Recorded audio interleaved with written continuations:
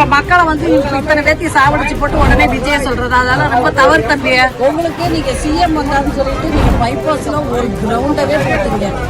அதுல பாதிய கொடுங்க மற்ற கட்சிக்காரங்களுக்கு, பாதிய கொடுத்தா இந்த அசம்பாதியம் நடக்காத. மதுரை அவ்வளவு பெரிய சிட்டிக்குள்ள ஒருத்தர் சாவல, இந்த கரூரத்துல ஒருத்தர் சாவறாங்கன்னா அப்ப ஒரு பேரை கெடுக்கிறதுக்கு நீங்க உடனே விஜய சொல்லிக்கலாம். யாரும் குறை சொல்லக்கூடாது. அவரை ஒருத்தர் வந்து 10 நிமிஷம் பேசிட்டு போயிருவாரு. இதுல பாதிக்கப்பட்டது நாங்க தான் தம்பி, கோடிக்கணக்கில் மக்கள்.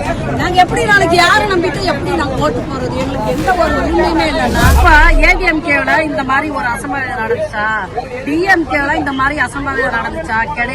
விஜய் வந்து மதுரை போனாரு, திருச்சி போனாரு, நாமக்கல் போனாரு. மதுரை அவ்வளவு பெரிய சிட்டிக்குள்ள ஒருத்தர் சாவல, இந்த கரூரத்துல ஒருத்தர் சாவறாங்கன்னா அப்ப ஒரு பேரை கெடுக்கிறதுக்கு நீங்க உடனே விஜய சொல்லுவீங்களா? யாரும் குறை சொல்லக்கூடாது. நீங்க அவருக்கு தனியா ஒரு இடம் கொடுத்திருந்தா ஆனா ரசிகர்னு கூட பார்க்க வந்திருப்பாங்க, அரசியலுக்கு வராருன்னு கூட பார்க்க வந்திருப்பாங்க. அவர் என்ன சொன்னாரு? இளைஞர்கள் வந்தாவே போதும்னு தான் சொன்னாரு. இப்ப மக்களை வந்து இத்தனை பேர்த்தையும் சாவடிச்சு போட்டு உடனே விஜய சொல்றது அதெல்லாம் ரொம்ப தவறு தம்பி. ஓட்ட போட்ட நாங்க தானே ஜெயிக்க வச்சோம். அப்ப எங்களுக்கு தானே அந்த உரிமை. நீங்க வந்து அராஜக மணியெல்லாம் யாருக்கும் ஓட்டு வாங்க முடியாது. உங்களுக்கு நீங்க சிஎம் வந்தாருன்னு சொல்லிட்டு நீங்க பைபாஸ்ல ஒரு கிரவுண்டவே போட்டீங்க. அதுல பாதிய கொடுங்க மற்ற கட்சிக்காரங்களுக்கு, பாதிய கொடுத்தா இந்த அசம்பாதியம் நடக்காத. மக்களுக்கு வசனம் கொடுங்க. அவரை ஒருத்தர் வந்து 10 நிமிஷம் பேசிட்டு போயிருவாரு. இதுல பாதிக்கப்பட்டது நாங்க தான் தம்பி, கோடிக்கணக்கில் மக்கள்.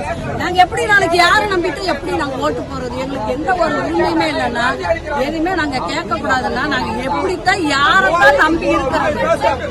சொல்லுங்க பார்க்கலாம்.